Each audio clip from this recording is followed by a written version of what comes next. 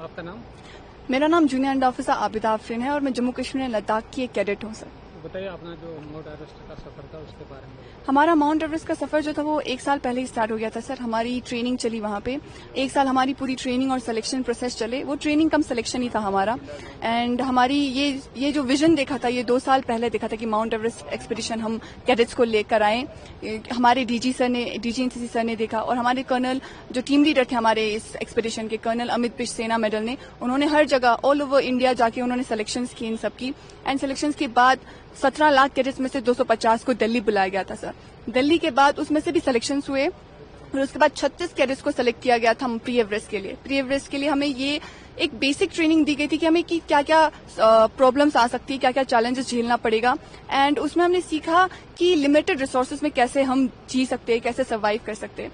Then उसके बाद हमें सियाचिन में ट्रेनिंग करवाया। वो बहुत चैलेंजिंग था सियाचिन, बिकॉज इतने -40 डिग्री में आप स्नो में चल रहे हो, आपको रेस्क्यू ड्रिल सिखा रहे हैं, आपको 4 पॉइंट करना पड़ता है। एंड वो बहुत चैलेंजिंग था। उसमें हम बहुत मेंटली स्ट्रांग हो गए उस ट्रेनिंग की वजह से। फिर उसके बाद हमें एवरेस्ट में जो चैलेंजेस आए, एवरेस्ट में हमारे 4 कैंप्स लगते थे, कैंप 1, कैंप 2, कैंप 3, कैंप 4। उस कैंप में हमारा चलना रोज होता था 8 से 9 घंटे, कभी कभी 12 घंटे चढ़ जाते थे क्योंकि क्रेवासेस खुल जाते थे और रोड वो जहाँ का रूट था ना वो फिर पूरा बंद हो जाता था, फिर हम वापस आना पड़ता था। तो वो बहुत चैलेंजिंग था। एंड इससे सीखा कि हमने कि कभी गिव अप नहीं करना चाहिए, ये एटीट्यूड रखना चाहिए कि कभी गिव अप नहीं करना चाहिए। एंड हम बहुत थैंकफुल है कि ये अपॉर्चुनिटी हमें मिली एनसीसी की तरफ से। अदरवाइज हम इमेजिन नहीं कर सकते थे कि कोई लद्दाख से, कोई छोटे से गांव से, कोई जम्मू से, कोई छोटे से गांव से, हर जगह से छोटे छोटे गांव से आए और कभी सोचा नहीं था कि ये ड्रीम पूरा होगा कि माउंट एवरेस्ट जो दुनिया का सबसे हाईएस्ट माउंटेन है वो पूरा होगा। But we are very thankful to NCC and all the teams who supported us. Thank you so much sir.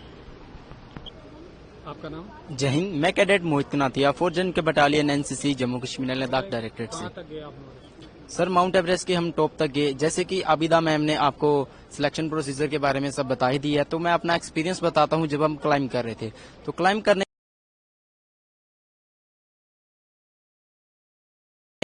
जो कि बहुत ही खतरनाक ग्लेशियर है, उसका रूट बहुत ही टफ है। उसमें बहुत से क्रावासेस, लैडर्स एंड गिरते हुए बर्फ के ढेर, खतरनाक टेरेंस हैं जो कि रास्तों में बहुत सी कठिनाइयां बनाते हैं। और इसी के दौरान ये अभियान जो था, ये एक अभियान ही नहीं, हमारा सपना था। और इस सपने को पूरा करने के लिए हमें एनसीसी की ट्रेनिंग ने बहुत हेल्प की, बहुत मदद की। और एनसीसी की ट्रेनिंग की वजह से ही हम माउंट एवरेस्ट पर फतेह पा पाए हैं।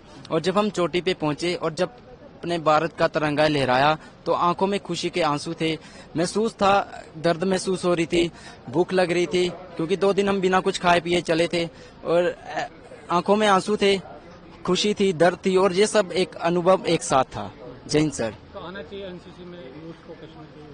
यस सर, मैं यूथ को यही बोलता हूँ कि एनसीसी ज्वाइन करो। एनसीसी बहुत बड़ी एक संस्था है। इसमें आपका कोई भी टैलेंट है उसके लिए एक कैंप है। हर एक चीज को सीखने के लिए इधर मौका मिलता है। मैं पहले एक ऐसा ही गांव से निकला हुआ इंसान लड़का हूँ, तो मैं देखता था, मेरे को इतना डिसिप्लिन वगैरह नहीं पता था। एनसीसी ने मुझे डिसिप्लिन सिखाया, टीम लीडरशिप सिखाई, खाना पीना, उठना बैठना चलना, सब डिसिप्लिन सिखाया। और जो कि एनसीसी एक बहुत मदददायक है एक यूथ के लिए। मुझे लगता है कि एनसीसी रखनी चाहिए हर एक यूथ को।